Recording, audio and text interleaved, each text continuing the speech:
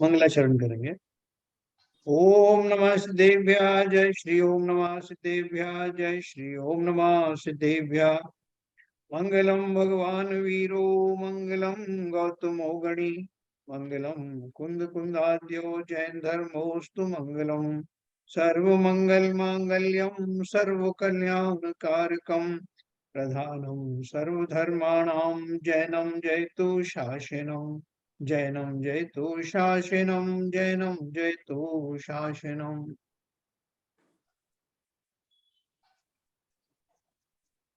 ज्ञानार्णव ग्रंथ हमारा चल रहा है जिसमें शुभ चंद्राचार्य जी ने राग द्वेष रोकने का उपाय बताया। क्योंकि हमारी सबकी जो है वो मुख्य रूप से समस्या यही रहती है कि ये हमारे जीवन से राग द्वेष कैसे जाए। तो राग द्वेष रोकने के बारे में भी जब हम बात करते हैं तो मुख्य रूप से सब लोग जो है क्रोध की बात करते हैं। तो मेरा क्रोध चला है, यानी वो जो चार कषाय हैं उनमें से क्रोध कषाय की बात करते हैं। तो कषाय और राग राग द्वेष सब जुड़े हुए ही हैं, कनेक्टेड हैं। तो फिर कोई कोई कहता है नहीं साहब ये राग द्वेष जाते नहीं है साहब, वो भी अपन ऊपर ऊपर से कह देते हैं, राग द्वेष का स्वरूप समझे बिना बहुत सारे कह देते हैं कि राग द्वेष चले जाए साहब। लेकिन वास्तव में हमारी मन स्थिति ऐसी नहीं है कि हम राग द्वेष को निश्चित ही अपने जीवन से निकालना चाहते हैं। क्योंकि शास्त्रों में बात आती है, पढ़ पढ़ करके ये शब्द हमारी जबान पर आ जाते हैं और हम भी वही चर्चा करते हैं, साहब राग द्वेष लगे हुए हैं साहब, क्या कर सकते हैं। लेकिन हम कोई भी ना तो सीरियस हैं ना वो राग द्वेष के बारे में विशेष रूप से जानना चाहते हैं।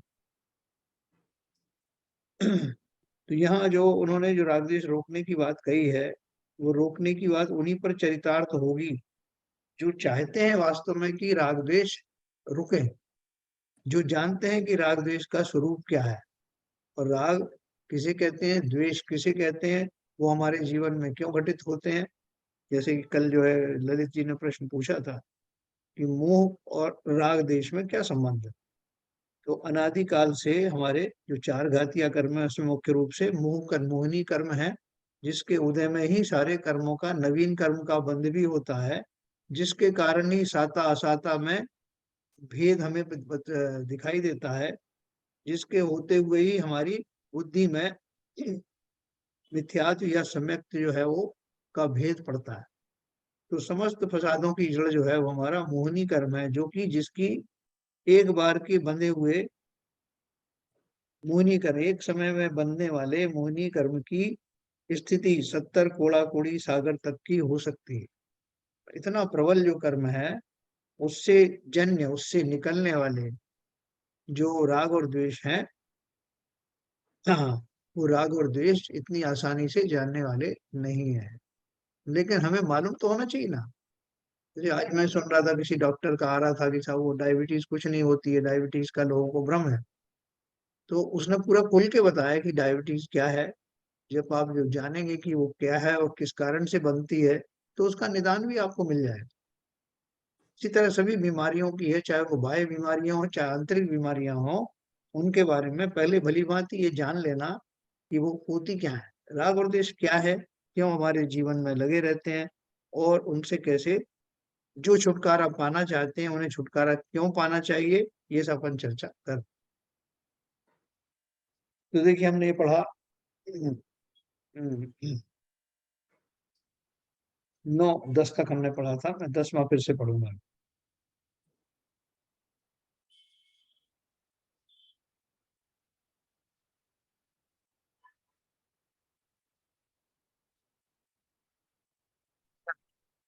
ये अपन ने पढ़ा था, क्षीण हुआ है राग जिसमें और च्युत हुआ है द्वेष जिसमें, तथा नष्ट हुआ है मोह जिसमें, ऐसा जो मन संवरता को प्राप्त है तो वांछित सिद्धि है।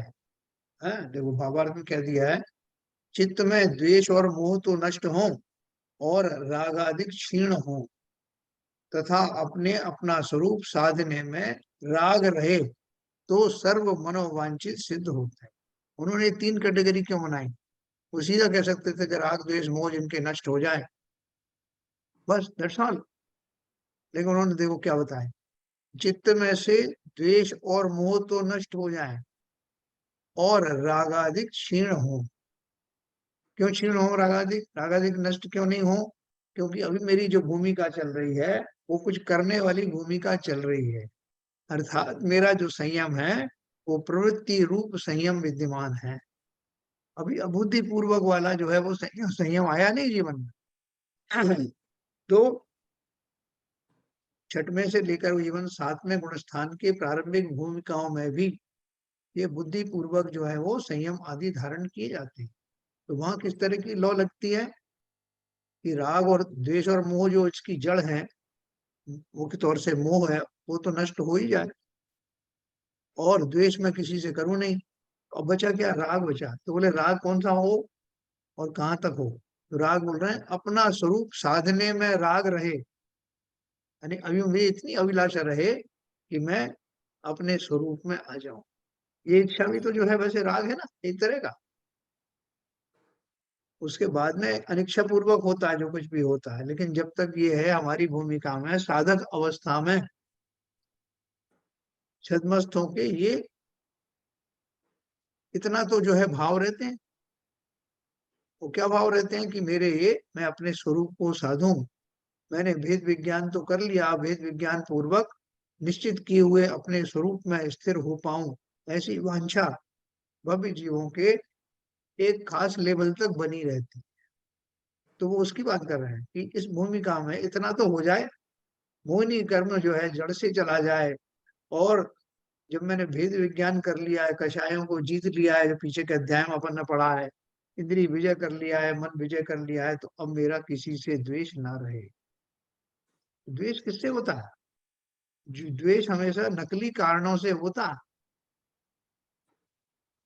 जब जब भी भेद विज्ञान के ना होने पर मुख्य रूप से द्वेष होता है।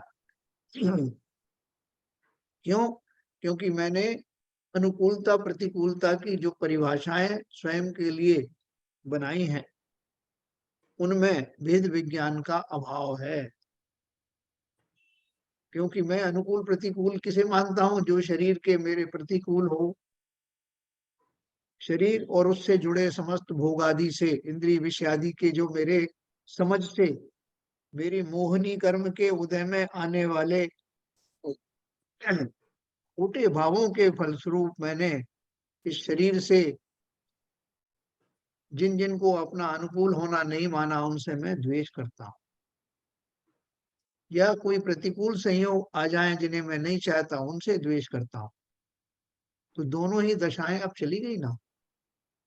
मैं उस लेवल तक आ गया हूं, वेद विज्ञान की उस दशा तक पहुंच गया हूं, जहां शरीर को ना तो मैं अपना मानता हूं, ना ही स्वरूप को अपना स्वरूप मानता हूं। इस अवस्था में अब रह गई आत्मा, रह गया मैं जीव। तो मुझसे संसार में कौन द्वेष करेगा? दूसरे भी नहीं करेंगे तो मैं भी क्यों करूं? सारे लोगों की जो राग द्वेष की कहानी है वो शरीर आश्रित नाते रिश्ते संबंधों को लेकर ही तो है। जैसे ही मेरा वो भ्रम समाप्त हो जाएगा, जैसे ही मुझे परफेक्ट भेद विज्ञान हो जाएगा, अपने स्वरूप का एहसास हो जाएगा, तो आंख खोल के देखूंगा तो संसार में ना तो मेरा कोई शत्रु है और ना ही मैं किसी का शत्रु। सिर्फ एक मान्यता बदल जाने से ये चमत्कार होगा। एब्सोल्यूट टर्म्स में कोई किसी का द्वेषी है ही नहीं। अब क्यों लोग बोलते हैं साहब मेरे साहब धन से ये चिढ़ते हैं, साहब धन से इनकी ईर्ष्या है, मेरे बल से इनको ईर्ष्या है, मेरे जितने मद के आर्ट आर्ट है ना वो हिंदू, उन सबको लेकर के हम कुछ कुछ भ्रांतियां रखते हैं कि साहब मैं ये मुझसे ईर्ष्या रखते हैं, मुझे इनसे ईर्ष्या है। किस चीज की ईर्ष्या है? आज तक किसी ने किसी के उत्तम ज्ञान को लेकर के प्रतिस्पर्धा नहीं की, उसमें द्वेष नहीं किया। वांछा जरूर की कि मैं भी ऐसा ही पद का धारी हूँ, ऐसा ज्ञान का धारी हूँ, लेकिन ज्ञान को देख के ईर्ष्या होना तो ज्ञानी है ही नहीं। तो कुल मिला के बात को बहुत अच्छे से समझना, जो इसमें जो लाइन कही है ना, हर एक लाइन को बहुत भेद होता है, बहुत मतलब होता है। अपन उसको सहज में पढ़ लेते हैं तो मतलब स्पष्ट नहीं होता है। तो मोहनी कर्म का नाश इसलिए उसकी मैंने जो है कामना की, क्योंकि मोहनी कर्म के कारण ही सारे ये उपद्रव होते हैं। उसकी वांछा कुछ हद तक चलती रहती है, कुछ दूर तक, काफी दूर तक चलती रहेगी साधक अवस्था में। और द्वेष तो नष्ट हो ही गया जिस क्षण में मोहिनी कर्म को नष्ट करने के समकक्ष आया, तो द्वेष भाव भी चले गए, क्योंकि वो सब चीज जो है ना, मोहिनी कर्म कब जाएगा? वेद विज्ञान उसकी पहली मंजिल है, और वेद विज्ञान होते ही राग और द्वेष के वो पैमाने, वो उपकरण तो सब समाप्त होने लग गए। अब मोह नष्ट हो गया तो जड़ ही चली गई, द्वेष भी रहेगा कैसे? तो राग, राग फिर भी बचा रह सकता है। वो किस तरह का बचा रह सकता है? वो संसार जन्य वस्तुओं में होने वाले भाव नहीं रहे, वो वैसा राग नहीं रहा। अब राग क्या है? यहाँ तक कि जो जैसे जैसे हमारी भूमिका बढ़ती जाती है, तो वो पंच परमेष्टि या अनंत आदि के ऊपर होने वाला राग भी चला जाता है। तो अब क्या बचा? क्यों साहब, वो राग आपने क्यों निकाल दिया? वो आपको क्या चाहिए? क्या कुछ चाहिए जो उससे भी ज्यादा श्रेष्ठ हो? पूरे मुझ में, अपने अपने स्वरूप में स्थापित होने का अभी मुझे लक्ष्य बनाया है मैंने। तो स्व में स्थापित होने का जो भाव है, अभी किंचित वो बुद्धिपूर्वक है, भावपूर्वक है, इसलिए उसको राग कहा। कालांतर में तो वो भी समाप्त हो जाने वाला है, हो जाना ही चाहिए। तो चित्त में से द्वेष और मोह तो नष्ट हो, और रागादि क्षीण हो, तथा अपना स्वरूप साधने में राग रहे, तो सर्व मनोवांछित सिद्ध होते हैं। ये हमारे पास में अंतिम जो है वो दशा जो हमें लानी है, उसके बारे में हमको ये स्पष्ट हो गया। हाँ, फिर देखो आगे। देखो इस शनि शनि जा रहे हैं हम, उच्च भूमिका वाले अपनी भूमिका की बात कर रहे हैं, छोटी मोटी नहीं।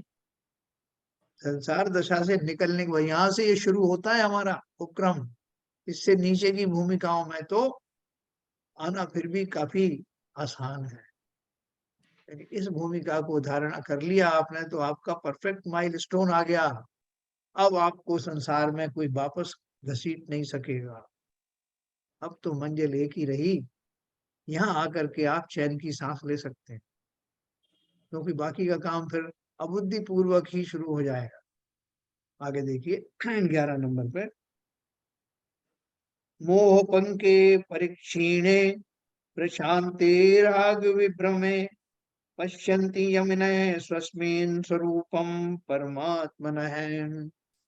मोह रूपी कर्दम के क्षीण होने पर, कर्दम माने कीचड़, मोह रूपी कर्दम के क्षीण होने पर तथा रागादिक परिणामों के प्रशांत होने पर योगी जन अपने में ही परमात्मा के स्वरूप को अवलोकन करते हैं, वह अनुभव करते हैं। देखो ये जो उच्च कोटि की जो जो थ्योरी है, जो लोगों ने प्राप्त करने के बाद ये थ्योरी हमको बताई, ऐसा नहीं है खाली थ्योरी बोल दी, प्रैक्टिकल करे तो वहां तक पहुंचे ही नहीं। ये प्रैक्टिकल करके अचीव करने वालों ने हमें ये थ्योरी बताई। क्या बताया? मोह रूपी कर्दम के क्षीण होने पर, यानी मोह रूपी जो कीचड़ है, जब वो समाप्त होने लगती है, समाप्त हो जाती है, तथा रागादिक परिणामों के शांत होने पर, प्रशांत या शांत होने पर योगी गण अपने में ही परमात्मा के स्वरूप को अवलोकन करते हैं, वह अनुभव करते हैं। तो ये यहाँ तक की यात्रा हमें करनी पड़ेगी अगर मैं वास्तव में आत्मा का, यानी स्व का अनुभव करना चाहता हूँ, स्वभाव में पहुंचना चाहता हूँ। तो ये मोह रूपी कर्दम है, इसको जाना ही होगा। राग आदि परिणाम मेरे समाप्त होने ही होंगे। इसके लिए तो ये जो विषय वस्तु लिखी गई यहाँ पर, ये मान करके चलिए, उसका कोई और अल्टरनेटिव नहीं है। यहाँ बोलो साहब और कोई विकल्प बताइए, कोई विकल्प नहीं। 12 नंबर,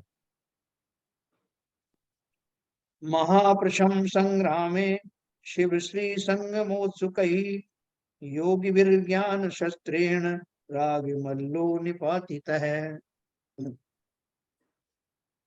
मुक्ति रूपी लक्ष्मी के संग की वांछा करने वाले योगीश्वरों ने महाप्रशम रूपी संग्राम में ज्ञान रूपी शस्त्र से राग रूपी मल्ल को निपातन किया, क्योंकि इसके हते बिना मोक्ष लक्ष्मी की प्राप्ति नहीं होती है ना। वो थोड़ा उन्होंने उसका जैसे युद्ध का सब वातावरण बना करके उस बात को कहा है कि मुक्ति रूपी लक्ष्मी के को प्राप्त करने वाले जो योगी हैं उनको महाप्रशम रूपी संग्राम में, महाप्रशम रूपी मतलब जो शांत समस्त जो चीजों में समता धारण आने के लिए जो संग्राम किया जाता है। देखो संग्राम किस लिए किया जाता है, संग्राम में इतने काटो मारो होती ना, उसके बाद में सब जगह सब मरण को प्राप्त हो गए, एकदम नीरवता रूपी शांति छा जाती है।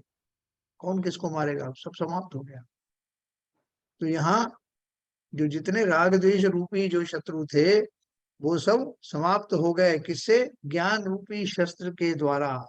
वो सब परास्त हो गए और फलता अब उनका कोलाहल सुनाई नहीं पड़ता, वो सब शांत अवस्था को प्राप्त हो गए हैं। और उन्हें शांत किए बिना, देखा ना, इसके हते बिना मोक्ष लक्ष्मी की प्राप्ति नहीं है। राग देश आदि को समाप्त किए बिना मोक्ष लक्ष्मी की प्राप्ति नहीं होती है ना। बार बार पहले तो हमको यही बात, इतनी सारी जो दोहे चलेंगे इन सब में इस बात को पक्के तौर पर विश्वास दिलाया जाएगा कि ये राग द्वेष जो है वास्तव में कितने कितने मेरे लिए नुकसानदायक हैं। जब तक हमें इस बात का पक्का नहीं भरोसा होगा तब तक हम ये संकल्पित नहीं होंगे कि मुझे तो इनको निकाल बाहर करना है। इसलिए आप कहोगे वही वही बात क्यों कि हर एक गाथा में कही गई है, बहुत अच्छी तरह से पक्का किया जाना है, हमें पक्का संकल्पित किया जाना है। और हमें जो भ्रम है कि नहीं किंचित राग द्वेष के बने रहने पर भी मैं मोक्ष को प्राप्त कर सकता हूं, तो ये हमारे मान्यता के लेवल पर ये बात बिठाने के लिए प्रयत्नशील हैं आचार्य श्री। 13वां नंबर है असंक्लिष्टम विभ्रांतम विप्लुत मनाकुलम स्ववशम च मनः कृत्वा वस्तु तत्वम निरूपयेन्। हे आत्मन, अपने मन को संक्लेश, भ्रांति और रागादिक विकारों से रहित करके अपने मन को वशीभूत कर तथा वस्तु के यथार्थ स्वरूप को अवलोकन कर। अपने मन को संक्लेश, भ्रांति और रागादिक विकारों से रहित करके अपने मन को वशीभूत कर तथा वस्तु के यथार्थ स्वरूप को अवलोकन कर। वस्तु के यथार्थ स्वरूप का अवलोकन कैसे होगा, जब तक राग द्वेष पड़े हुए हैं तो वस्तुएं अच्छी या बुरी लगेगी, वो भ्रांति मेरी हमेशा चलती रहेगी। तो जब तक वो रागादि, इस तरह के रागादि बने हुए हैं, मन में संक्लेश बने रहेंगे, ये मेरे लिए अच्छा है, ये मेरा बुरा है, ये अनिष्ट करने वाला है, ये इष्ट करने वाला है, इस तरह के जो संक्लेश हैं वो रागादिक विकारों के कारण ही होते हैं। और जैसे ही वो विकार समाप्त हो जाते हैं तो वस्तुएं जैसी हैं वैसी लगने लगती हैं। किसी मुनिराज से पूछो, महाराज आपको खाली पेट अच्छा लगता है या भोजन करके बैठना अच्छा लगता है, या आपको फला सेठ अच्छा लगता है या ढिमका गरीब अच्छा लगता है, क्या कहेंगे? बोले भैया हमें तो किसी में कोई ऐसा लगता ही नहीं कि कोई अच्छा या बुरा कोई चीज है, जैसी है वैसी है। किसी को धन का संयोग मिला हुआ है, किसी को धन का अभाव है, किसी के पेट में भोजन पड़ा है, किसी का पेट खाली है, ये सारी अवस्थाएं हैं, इनमें अच्छा और बुरा क्या होना।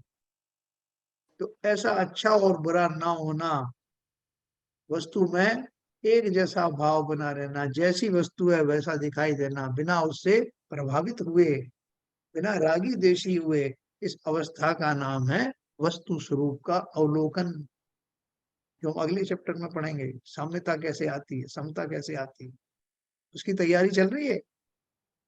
समता लाने के लिए जिन राग द्वेषों को मैं अभी अंदर कोने में किंचित अच्छा मानता हूं, अभी हम आचार्य की सभा में बैठे हैं तो चुपचाप से सुनते रहते हैं, लेकिन सुनते रहने का अर्थ ये नहीं कि वो राग द्वेष निकल गए बाहर। उनको किंचित दबा करके ऊपर से मैं हाँ भी मिला दूं। हाँ, बिल्कुल सही कहा। सही निकालना चाहते हो अपने राग, हाँ महाराज बिल्कुल निकालना चाहते हो। तो उसका उपाय पता है कि नहीं था? उपाय नहीं पता। उपाय इसलिए नहीं पता क्योंकि मैं वास्तव में वो करना नहीं चाहता है। कोई कहीं जाना चाहता है, बोले भाई साहब वहां जाना चाहते हो? हाँ हाँ, साहब जाना चाहता हूँ। आपने टिकट बुक कर दी है कि साहब? हो जाएगी टिकट भी बुक।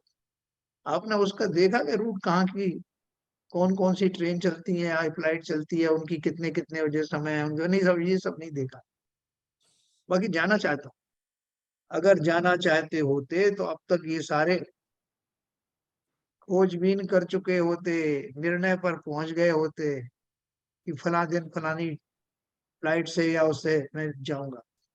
ये कुछ पता ही नहीं है। इसका मतलब हम अभी भी अपने आप को छल रहे हैं। मैं राग द्वेष निकालने थोड़े हैं। तो महाराज ने कह दिया तो हमने सुन लिया। तो यहाँ जो आचार्य श्री जो राग द्वेष रोकने का वर्णन कर रहे हैं वो दो कारणों से कर रहे हैं। एक तो उनके पास अब वैसे ही व्यक्ति पहुंचे हैं जो वास्तव में कटिबद्ध हैं, कृत संकल्प हैं कि हमें हर हाल में राग द्वेष रोकना ही है, क्योंकि उन्हें उस राग द्वेष का की कारगुजारी, उसके द्वारा किए जाने वाले अनिष्ट का भली भांति से परिचय हो गया और वो संकल्पित हो गए हैं कि इनको निकाल बाहर करना है। जहां जहां से उन्हें कोई उपाय मिलते हैं वहां जाकर के सुनते हैं, पढ़ते हैं, क्योंकि अब उन्होंने पूरी तैयारी कर ली। ऐसा मान करके शुभ चंद्राचार्य जी ने ये दोहे उनके लिए रचित किए हैं,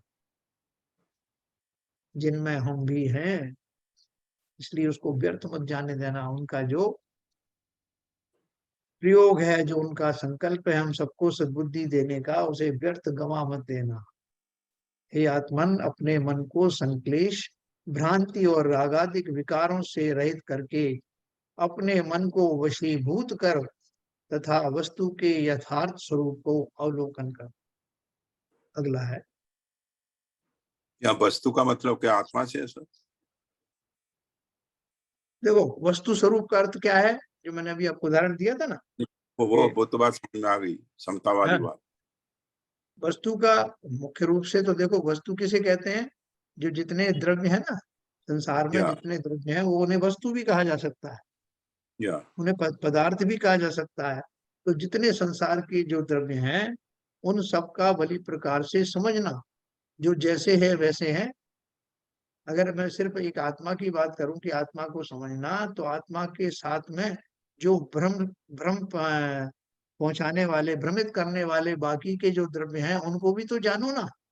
yes, okay okay okay, this is universal thing. हाँ, सभी द्रव्यों की यथा स्थिति। जो पौद्गलिक है उनको पौद्गलिक समझना, जो चैतन्य है उनको आत्मा के समझना, जो धर्म अधर्म आकाश काल आदि हैं उन सबको उन जैसा समझना, जो वस्तु स्थिति है उसको यथा योग्य रूप से समझना। इसको वस्तु स्थिति कहते हैं, वस्तु स्वरूप कहते थैंक यू सर। हैं। हाँ, 14 नंबर हमने पढ़ा, जो 14 पढ़ेंगे। हाँ,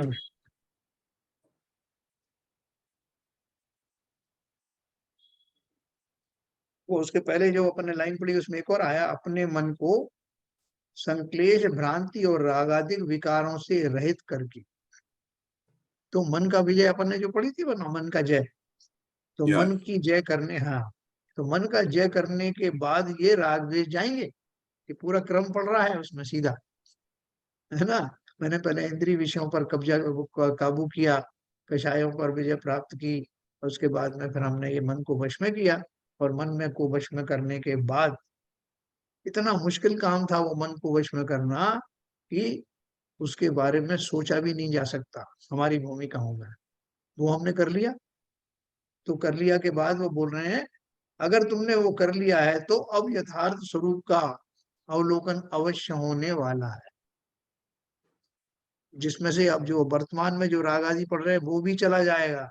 तब वो अपना वस्तु स्वरूप का ज्ञान होगा। जो अभी हमको बहुत सारी चीजें आती है साहब, कोई हमारा मारने के लिए आ जाए साहब, तो हमारा फर्ज नहीं है क्या? कोई हमारे धर्म के ऊपर आक्रमण कर दे तो हम नहीं करेंगे क्या साहब? हम कोई कायर हैं क्या? हम बहुत सारी बातें करते हैं। तो हमारी भूमिका में अभी बहुत सारी कमियां हैं। वो सब जब वस्तु स्वरूप का ऐसा ही है, जो जैसा हो रहा है वैसा ही वस्तु का स्वरूप है, तब वो हमारे अंदर में वो भाव आएंगे जो अगले चैप्टर में आने वाले हैं। रागादों की निवृत्ति करने की अभी खाली बात चल रही है, और उन्होंने इशारों इशारों में बता दिया है कि मोक्ष मार्ग में प्रवृत्त होने वाले जीवों को यहाँ तक तो आना ही पड़ेगा। रागादिक विकारों से रहित करके अपने मन को वशीभूत कर तथा वस्तु के यथार्थ स्वरूप को अवलोकन कर। जब मैं वस्तु के यथार्थ स्वरूप का अवलोकन करना प्रारंभ कर दूंगा ना, तो जो सो कॉल्ड समता है वो आए बिना रहेगी नहीं। अभी तो हम बड़े उसको सहज रूप में समता शब्द का प्रयोग कर देते हैं। भाई साहब थोड़ा समता में रहो, थोड़ा साता में रहो। क्या है वो समता? इतनी आसान है क्या? ये जो 13 नंबर का जो दोहा है, ये उस समता की बात करने वाला है कि यहाँ तक चल के आओ। जब वस्तु स्वरूप का जो है अवलोकन करोगे, जैसी वस्तुएं वैसी दिखाई देंगी, बिना किसी लाग लपेट के, बिना किसी राग द्वेष के, तब समझना कि मैं सही जगह पर आ गया हूँ। माइलस्टोन लगा है आगे। साम्य भाव, समता भाव यहाँ से प्रारंभ होता। देखो 14 नंबर में, रागाद्यभिहतं चेतः स्वतत्व विमुखम भवेत ततः प्रच्यवते क्षिप्रम ज्ञान रत्नाद्रिमस्तकात्। जो चित्त रागादिक से पीड़ित होता है वह स्वतत्व से विमुख हो जाता है। इसी कारण ही मनुष्य ज्ञान रूपी रत्नमय पर्वत से च्युत हो जाता है। आवाज आ रही है? आवाज रुकी तो नहीं मेरी?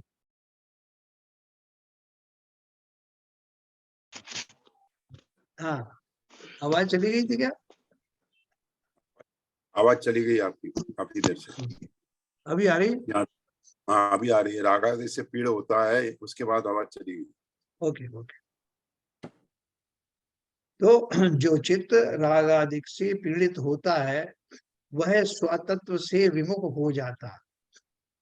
इसी कारण ही मनुष्य ज्ञान रूपी रत्नमय पर्वत से च्युत हो जाता है। सीधा सीधा है कि आप या तो ऊपर रहेंगे या नीचे रहेंगे, आप किसी पर्वत पर रहेंगे या तलेटी में होंगे।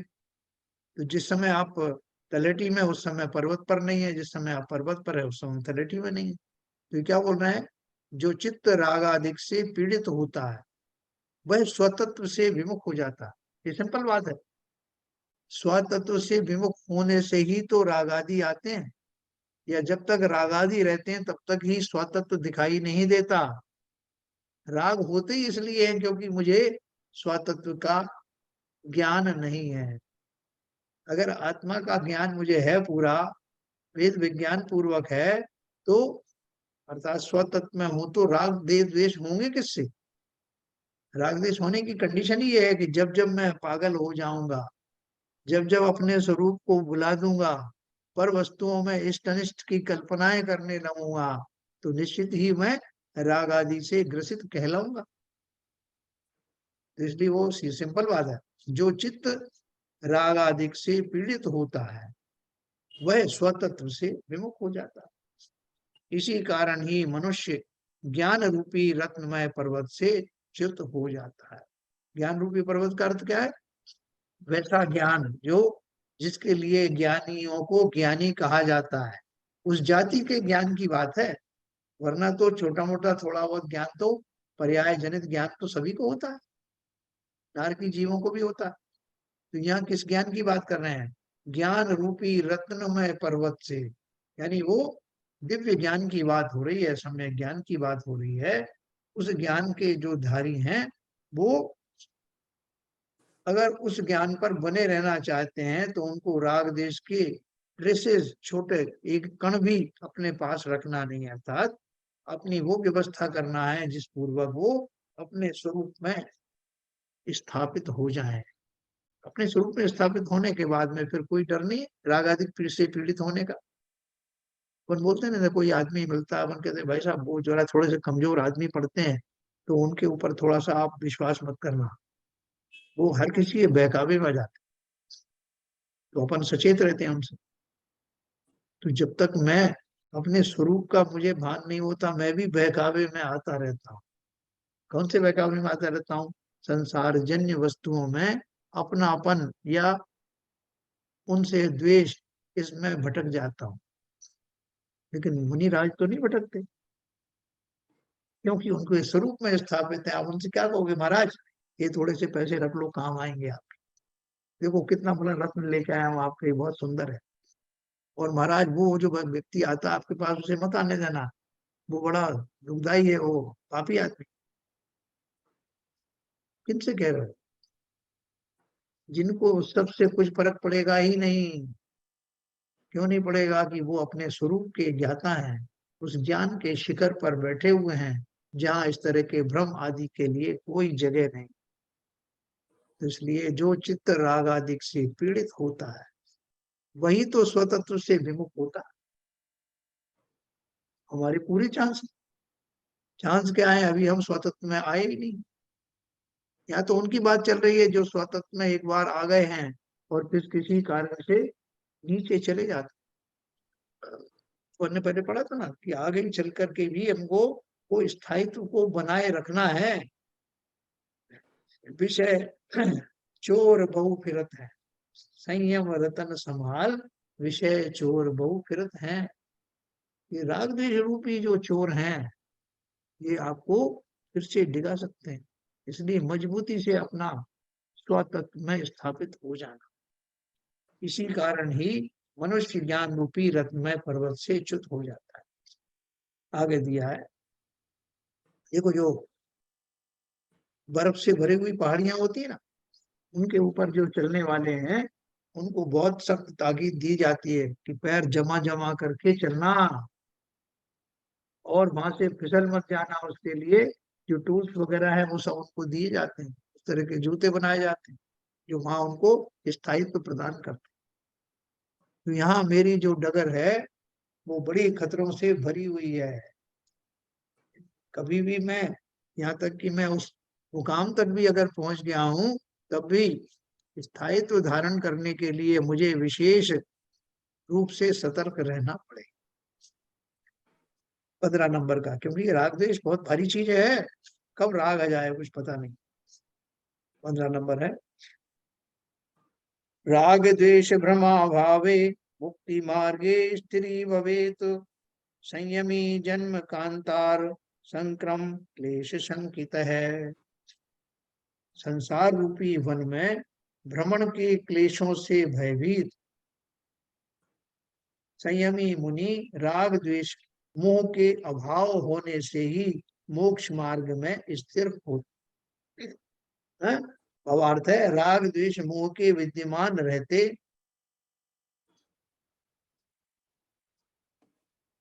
राग द्वेष मोह के विद्यमान रहते, एक सेकंड में जरा हीटर बंद कर दें खोल कर।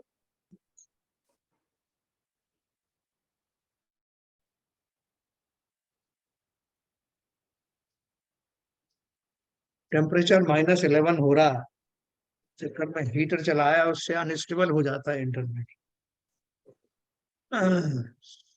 तो देखिए, संसार रूपी वन में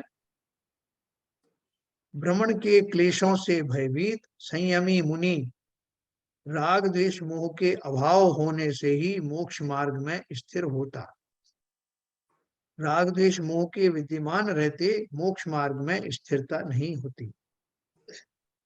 जैसे मैंने आपको बताया कि वो कोई पहाड़ी के ऊपर चढ़ रहा है, और वो पहाड़ी भी बर्फ से भरी हुई है, ढकी हुई है, उसके ऊपर चढ़ना कितना खतरे वाली बात है। और उसमें पूरे उसने कपड़े वपड़े सब पहन रखे हैं, वो आते ना वो जिससे ठंड वंड ना लगे, ऐसी जैकेट्स वगैरह सब पहन रखी है, सारा इंतजाम है। लेकिन आराम से चढ़ रहा था, लगभग बीच में पहुंचने वाला था कि इस बीच में राग द्वेष की हवाएं चलने लगी और डगमगा गया वो, उसके पैर उखड़ने लगे। तो फिर उसने अपने संकल्प को फिर से दोहराया और उन राग द्वेषों से होने वाली हानि का पूरा आकलन करके अपने पैर मजबूती से जमा लिए। अर्थात उन राग द्वेष की हानियों से उसे डर तो लगा कि कहीं मेरा संयम टूट ना जाए, मैं कहीं पथभ्रष्ट ना हो जाऊं, लेकिन अपने पक्के इरादे और संकल्प के द्वारा उसने अल्टीमेटली उन राग द्वेषों पर विजय प्राप्त कर ली, है ना। ऐसा पर्वतारोही का आप चिंतन करें। राग द्वेष मोह के विद्यमान रहते हुए मोक्ष मार्ग में स्थिरता आ ही नहीं सकती, है? तो उस जो वास्तव में इस दिशा में बढ़ चकने ना, उनको सब तरह के खतरों का भान रहता है कि क्या क्या कष्ट आ सकते हैं, कौन कौन क्या क्या कर सकता है, उन सबको का उपाय करते हुए वो निरंतर आगे बढ़ता है। 16 नंबर पर है, रागादिभिर्विष्टान्तं वंचयमानं मुहुर्मनः न पश्यति परम ज्योति पुण्य पापेन्द्र नानलम। देखो ये मैं पढ़ूंगा आपको विशेष तौर से। यह मन है सो रागादिक से निरंतर बारंबार वंचित हुआ, पुण्य पाप रूपी ईंधन को अग्नि के समान ऐसी परम ज्योति को अवलोकन नहीं कर सकता।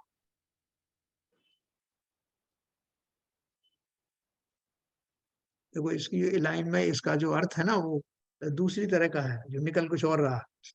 यहाँ क्या लिखा है, यह मन है सो रागादिक से निरंतर बारंबार वंचित हुआ, पुण्य रूपी ईंधन को अग्नि के समान ऐसी परम ज्योति को अवलोकन नहीं कर सकता।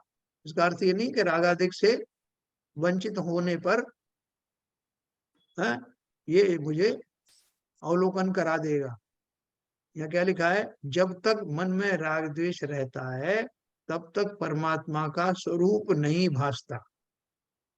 राग द्वेष मोह के नष्ट होने पर ही शुभ अशुभ कर्मों को नष्ट करने वाले परमात्मा के स्वरूप की प्राप्ति होती है। ये पुण्य और पाप जो है वो कहाँ से आते हैं कि साहब मुझे राग द्वेष नहीं चाहिए लेकिन पुण्य तो चाहिए ना। पाप भले ही आप रख लो लेकिन पुण्य तो मुझे चाहिए। तो पुण्य कहाँ से प्राप्त होता है? पाप और पुण्य दोनों ही, पाप पुण्य माए दोए पायन बेड़ी डारी, तन कहरा कारागृह माई मोहि दिए दुख भारी। हमारी पूजन में है ना। इसका अर्थ क्या है, पुण्य और पाप दोनों ही राग की ही संतान हैं, राग आदि की ही संतान है। और क्या बात कर रहे हो साहब, आप पाप की बात तो ठीक है, पुण्य थोड़ी राग की संतान है, क्यों नहीं है। जो शुभ भाव है, शुभ भाव की बात भी कर रहा हूं, वो भी राग ही है।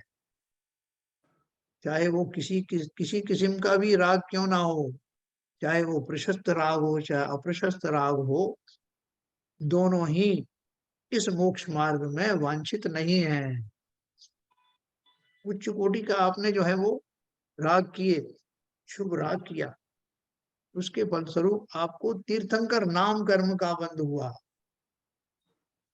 तो कितना उच्च कोटि का पुण्य का बंध हुआ, इससे ज्यादा उच्च कोटि का हो नहीं सकता, इससे बड़ा पुण्य हो नहीं सकता। लेकिन उस तीर्थंकरत्व के पद को भी छोड़ने की वांछा रखने वाले जीव वही तो मोक्ष को प्राप्त होते हैं। यहाँ तक कि तीर्थंकर बनने की जो भावना रखने वाले राग है वो भी जीव को सिद्ध शिला तक पहुंचने नहीं देते, अरहंत बनने नहीं देते। तीर्थंकर बनना तो दूसरी बात। तीर्थंकर वही बनते हैं जिनके मन में ऐसी कोई चाहत पल्लवित नहीं होती। इसलिए समस्त प्रकार के राग द्वेष उसमें भेद मत करना। यहाँ जिस स्टेज पर हम आ गए हैं उस स्टेज पर किसी भी प्रकार का राग हमारे लिए विष बिंदु के समान ही है। हम उस भूमिका की बात कर रहे हैं, छोटे मोटे रागों की तो छोड़ो, बड़े बड़े राग जो हैं, जो मोक्ष जाने की अभिलाषा वाला राग भी इस जगह पर आकर उसका कोई स्थान नहीं। आपने देखा ना, अपन ने उसमें क्या पढ़ा, ये भी राग भी है तो इस बात का है, अपने स्वरूप में आने का राग। अभी मोक्ष की बात नहीं कही गई, क्योंकि अपने स्वरूप में आऊंगा तो मोक्ष तो अपने आप निश्चित है। भाव मोक्ष और द्रव्य मोक्ष दोनों ही की सिद्धि किससे होती है, जब मैं अपने स्वरूप में आ जाता हूँ। इसलिए तब वो वांछा रहित हो जाता है। स्वरूप में आने से उसे के लिए कोई उसे डांटेगा नहीं, कोई उसको दुत्कारेगा नहीं, अरे तुम कैसे अव्यक्ति हो, अपने स्वरूप में आ रहे हो। अरे हर जीव को अपने स्वरूप में, न केवल जीव को, समस्त द्रव्यों को अपने स्वरूप में जाने की स्वतंत्रता है, होना ही चाहिए और होता भी है। सभी द्रव्य अपने अपने स्वरूप में चले जाते हैं, रहते ही हैं। धर्म द्रव्य आदि तो सब अपने स्वरूप में ही रहते हैं। सिर्फ एक पुद्गल द्रव्य और जीव द्रव्य है जो अपने अपने अपने कारणों से अपने स्वरूप में नहीं रह पाने की सजा भोगते रहते हैं। ये उनके अंदर में ये दोनों तरह के ऑप्शंस है ना, इससे बड़े परेशान। तो क्या बोल रहे हैं, जब तक मन में राग द्वेष रहता है तब तक परमात्मा का स्वरूप भासता ही नहीं। क्या परमात्मा, आत्मा ही तो परमात्मा है ना। परमात्मा का अर्थ कोई वो व्यक्ति विशेष नहीं है, कोई बैठे हुए ऊपर सिद्धों की बात नहीं है। हम स्वयं परमात्मा अवस्था की बात कर रहे हैं। परमात्मा अवस्था का स्वरूप उन्हीं को प्राप्त होता है जो अपने स्वरूप में आ गए, वही तो परमात्मा बन जाते हैं। तो इसलिए जब तक मन में राग द्वेष, इस राग द्वेष को इतना समझना कितना गहरा है, और इसके ना होने से क्या लाभ है और इसके होने से क्या नुकसान। जब तक मन में राग द्वेष रहता है तब तक परमात्मा का स्वरूप नहीं भासता। राग द्वेष मोह के नष्ट होने पर ही शुभ अशुभ कर्मों को नष्ट करने वाले परमात्मा के स्वरूप की प्राप्ति होती है। कैसा है परमात्मा, न शुभ भाव है न अशुभ भाव है, बल्कि स्वभाव है, शुद्ध भाव है, जिनके द्वारा वो अपने स्वरूप का ही वेदन करता है। शुभ और अशुभ तो दोनों ही पुण्य और पाप के जनक हैं, इसलिए नहीं चाहिए। आगे चलते हैं 17 नंबर पे, एक पढ़ने के बाद फिर अपन चर्चा करेंगे। रागादि पंक विश्लेषात् प्रसन्ने चित्तवारिणी परिस्फुरति निशेषम मुनेर्वस्तु कदम्बकम। राग द्वेष मोह रूपी करदम के अभाव से प्रसन्न चित्त रूपी जल में मुनि को समस्त वस्तुओं के समूह स्पष्ट स्फुरायमान होते हैं, अर्थात प्रतिभासते।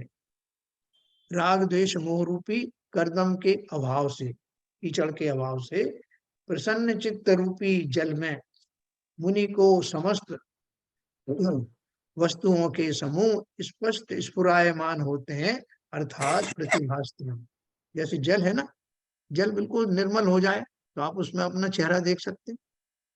जितना ज्यादा निर्मल होगा उतना स्पष्ट देख पाएंगे। तो यहाँ वो कह रहे हैं कि ऐसा चित्त जब हो जाए, प्रसन्नता से भरा हुआ चित्त जिसमें राग देश रूपी कोई कीचड़ या कोई करदम न रहे, उस जल में मुनि को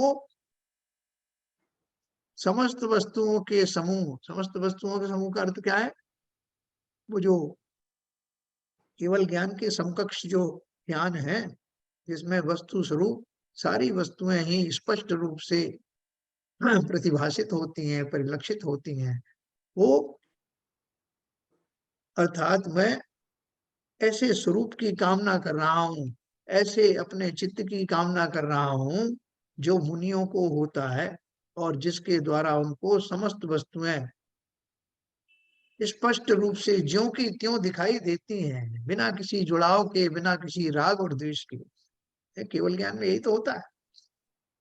केवल ज्ञान की भूमिका चल रही है, केवल ज्ञान से पहले के भाव, उसके होने के बाद में तो स्पष्ट रूप से वैसा ही दिखाई देगा जैसा है। तो राग द्वेष मोह रूपी कर्दम के अभाव से, एक्चुअली तो मेरा जो जो स्पष्टीकरण था इस वजह से तो नहीं हो रहा। मैं मोतियाबिंद का ऑपरेशन करते तो क्या बोलते हैं डॉक्टर साहब, आपकी आंखों में कुछ कचरा आ गया है, इसको निकालना पड़ेगा।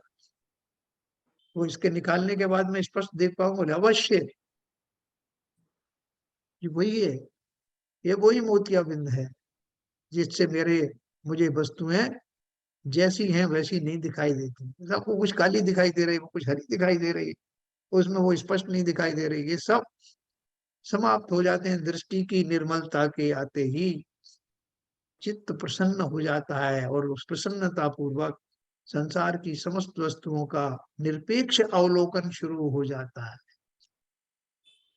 निरपेक्ष अवलोकन में भी एक और बात है, मैं चाहता नहीं उन वस्तुओं का अवलोकन करना, लेकिन क्या करूं, ज्ञान ही दर्पण बन गया है, इसलिए समस्त वस्तुएं उसने अपने अपने स्वभाव के अनुसार झलक रही हैं, मैंने नहीं बुलाई।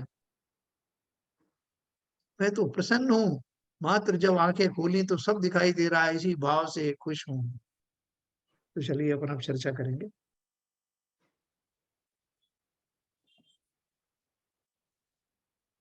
अगर ठीक चल रहा बहुत सुंदर। है।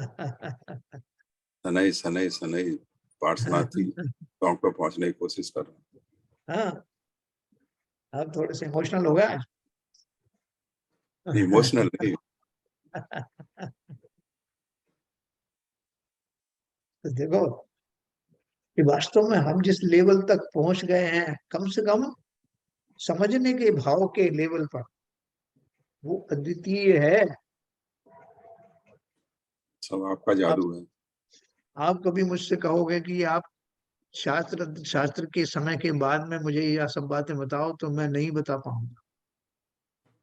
ये 100% समझना आप, क्योंकि ये जो भाव आते हैं आचार्य के प्रभाव प्रभाव से, आचार्यों के, वो वाणी को जब मुख से निकालते हैं तो वो वैसे भाव प्रकट होते हैं। ये मेरे भाव नहीं है, उसमें निमित्त है उनका, उन गुरुओं का, जी। जो इस समय में आते हैं, अपने आप आते हैं, बाद में नहीं आते ऐसे। इसलिए इतने भी आ गए अगर 1 घंटे भी हमको, तो समझो हमारा बहुत काम हो जाने वाला है। बहुत खूब, बहुत खूब। बिल्कुल क्या आपने साहब? बहुत ही अंदर की बात। हरप्रियन साहब, लगता है आपको ऐसा? मैं तो यही कह रहा था साहब, जब 1 घंटा पूरा होने से पहले जब नींद से ऐसे ही जगते हैं, सोच रहे हैं कहाँ आवाज कैसे बंद कर दी। चलो ठीक है, लेकिन बहुत ही अद्भुत ग्रंथ है सब। ऐसे तो बहुत ग्रंथ पढ़े जो आपको उपदेश देते हैं हर तरह का, जी, लेकिन वाकई बहुत अद्भुत है। देखो अपन को एक सामर्थ्य, शुभचंद्राचार्य जी ने एक सामर्थ्य हमको ये भी दी है कि उनके जो भाव हैं, जो उन गाथाओं के माध्यम से उन्होंने प्रकट किए हैं, वो हमें किंचित समझ में आ रहे हैं, हम उनका विश्लेषण वैसा कर पा रहे हैं। साहब अगर वैसे पढ़ते तो ऊपर से निकल जाता साहब, कुछ भी समझ में नहीं आता। ये मुनियों के लिए लिखा हुआ शास्त्र है, जी, वो अपने को पल्ले ही नहीं पड़ता। ब्रावो। और फिर क्या है, ज्यादातर शब्द और उसके मीनिंग में ही खो जाते हैं, लेकिन उसका थोड़ा एक्सपेंशन जो होता है उसमें बहुत आनंद आता असली बिल्कुल रस तो बिल्कुल। उसी में निकलता है ना। बिल्कुल, बहुत बढ़िया है। मतलब मैं खुद भी बहुत उद्वेलित हो जाता हूँ जिस समय ये पढ़ता हूँ, और अकेले में हो सकता पढ़ने में उतने भाव ना बने, नहीं बनेंगे साहब, लेकिन नहीं बनेंगे। तो सबके इसका सानिध्य में जब बैठे जब जब रिपीट है। सुनते हैं, जब हाँ इसका हाँ रिपीट सुनते हैं जी। तो समझ में तो आती है बात, मतलब उतना कंसर्न आता है। लेकिन एक एक मैं आप सबसे अपील करूंगा हम्म। कि सबके पास मैं वो लिंक मैं भेज ही देता हूँ, तो बाद में जब कभी आप कुछ काम कर रहे हो, अपने साधारण काम कर रहे हो, जो स्नान वगैरह के लिए तैयारी हो रही हो, स्नान हो रहा है या कुछ और हो रहा है, या चलते फिरते थोड़ा आप दूसरे काम भी कर रहे हैं, इसको लगा देना। तो आपका वो आपको लगेगा वो एकदम पूरा पुराना आपको याद आने लगेगा और अच्छा लगेगा। हाँ, बहुत कुछ बढ़िया। चीजें अगर छूट गई है तो वो भी आपको पता लग जाएगा कि मैंने क्या कहा था, दूसरे ने क्या समझाया था। ये बहुत फायदा होगा आपको इसमें। अपना कुछ नहीं जा रहा, खाली उसको ऑन करने की देर है, आप अपने काम करते रहिए। मैं रोज करता अच्छा, हूँ नियम से ऐसा। हाँ, है ना। उसमें तो एक्चुअली में जब दोबारा से सुनते हैं ना, तो जी, बहुत सी चीजें जो स्पष्ट नहीं हुई थी वो भी स्पष्ट हो जाती हैं। हो जाती है, बिल्कुल हो जाती है। जिन नहीं, जिन कभी कभी एक सौरभ प्रोटोकॉल के तहत कहते हैं हाँ हाँ बहुत अच्छा हो गया, बहुत अच्छा हो गया, लेकिन फिर भी कुछ अंश रह जाते हैं वो जिन्हें रहेगा। शायद हम डिस्कस नहीं कर पाते। एक अरे एक मेरा देखो, सुझाव, हाँ बोलिए। ये जितने आपके पास रिकॉर्डेड हैं शुरू से, हाँ, उसको पेन ड्राइव में कॉपी कर लेंगे क्या सर? नहीं तो वो तो हमारे और पास है। अब बस पूरा है एंड्रॉइड में। नहीं नहीं, हमारे पास ऐसे तो नहीं होंगे। हाँ, नहीं, देखिए अभी क्या है, ये उसमें जैन धर्म जानिए, वो उसमें जैन चर्चा, धर्म चर्चा हाँ, डालते हैं यूट्यूब पे। हाँ, यूट्यूब पे जब ढूंढते हैं तो कई बीच में मिस हो जाते हैं उसमें। हाँ, हाँ। मैं ये कह रहा हूँ कि जो आप करते जाते हैं रिकॉर्डिंग, एक पेन ड्राइव में इसको स्टोर करते जाइए, तो एक आपका परमानेंट वो हो जाएगा। अभी मैं आऊंगा उधर तो अपन ये करेंगे इसको। मुझे ज्यादा उसके बारे में नॉलेज नहीं, कैसे करना है। नहीं, आपने जितनी रिकॉर्डिंग की है वो तो रिकॉर्डिंग आपके पास है ना अभी लैपटॉप में? हाँ, लैपटॉप में है वो, और उसमें भी अपना वो यूट्यूब के ऊपर वो सब मिल जाती है। नहीं, यूट्यूब तो के जो बाद कोर्स, यूट्यूब से लोड करने से पहले जो भी रिकॉर्डिंग है आपके पास अवेलेबल है, हाँ बिल्कुल है। उसी को कॉपी करना है। अगर उसको बोलेंगे अपना बेटे को, तो वो हाँ, कॉपी करके देगा उस पे हाँ, पेन हाँ, वो ड्राइव में। मैं करवा लूंगा उसको। और जब भी आप करते हैं यूट्यूब पे लोड करने से पहले, उसमें एडिट करने के बाद सीधा पेन ड्राइव में डाल दो, तो ये आपके हाँ, पास ये परमानेंट स्टोरेज हो जाएगा। देखता हूँ मैं उसको। हाँ, चलिए साहब, समय हो गया हमारा। नहीं, उसमें आई सपोज इनका एक और उद्देश्य बहुत अच्छा है। It's a wealth. अगर इनको रखा जाए, बाद में कभी सुना जाए जरूरत पड़ने पर चर्चा को, तो जी, बहुत बड़ी हमारे पास एक संपत्ति है ये। मैं वही तो कह रहा हूँ साहब, यूट्यूब में मान लो कल कुछ गवर्नमेंट का कुछ हो गया और वो चैनल चली गई, तो हम जीरो हो हाँ, जाएंगे। नहीं ये ये बात हमारे आपकी पास सही। ये हमारे पास धरोहर हो जाएगी सर। अभी आप देखो, मैंने वो ज्ञानार्णव ग्रंथ को मैं इंटरनेट पे मैंने खोजा, क्योंकि प्रमाण से प्रणम्य सागर जी ने इसके ऊपर में प्रवचन किए थे। तो वो मैंने खोजा तो एक दो अध्याय तो मिलते हैं उसमें, दो चार अध्याय मिलते हैं, लेकिन बीच के सब मिसिंग हैं। तो जब मैंने उसको खोजा, ये पर्टिकुलर टॉपिक डाल करके, ज्ञानार्णव डाल के, तो अपने ही जो प्रोविजन जो चल रहे हैं ना, अध्याय वो ही आ जाता है यूट्यूब पे। तो मैं बता तो रहा हूँ सर, इसलिए तो मैं कह रहा हूँ इसको आप लेके और हार्ड डिस्क पे मतलब पोर्टेबल डिस्क पे इसको स्टोर कर लीजिए। अभी करूंगा, आपका जो सजेशन सही है, जाके मैं करने वाला हूँ। नहीं, हमारे लिए बहुत बड़ी संपत्ति है। हाँ, आज क्योंकि तो इसलिए भी आप सही कह रहे हैं, क्योंकि जो अपने जो भाव इस समय जो आते हैं वो हर समय ऐसे आएंगे जरूरी नहीं। नहीं, इसको सुनेंगे जैसे आपने कहा ना हाँ, कि कभी भी आप लगा लीजिए नहाने धोने में, मतलब तो वो हाँ, यूट्यूब में हाँ, हाँ, निकाल तो करना बड़ा मुश्किल होता है। अगर पेन बिल्कुल। ड्राइव और में खासकर जो पुराने हैं वो निकल गए, लेकिन कम से कम एक इस पर्टिकुलर ग्रंथ के तो जो है सब स्टोर किए ही जा सकते हैं। नहीं सर, पुराने एक भी नहीं निकले हैं, सारे स्टोर हैं ले इनके नहीं है, पास। सब है, मिल जाएंगे, सब मिल कोई निकले जाएंगे। नहीं। अपन कोशिश चलिए। करेंगे, है ना। चलिए, जिनवानी स्तुति करेंगे। भाई ललित जी नहीं है शायद। हाँ। मिथ्यात्म नाश वे को ज्ञान के प्रकाश वे को आपा पर भास वे को भानुसी बखानी है। छाहो द्रव्य जान वे को बंध विधि भान वे को स्वपर पिछान वे को परम प्रमानी है। अनुभव बताए वे को जीव के जताए वे को काहू ना सताए वे को भव्य और यानी है। जहाँ तहाँ तारवे को पार के उतारवे को सुख विस्तार वे को यही जिनवानी है। हे जिनवानी भारती तो जपू दिन रैन, जो तेरी शरणा गए सो पावे सुख चैन।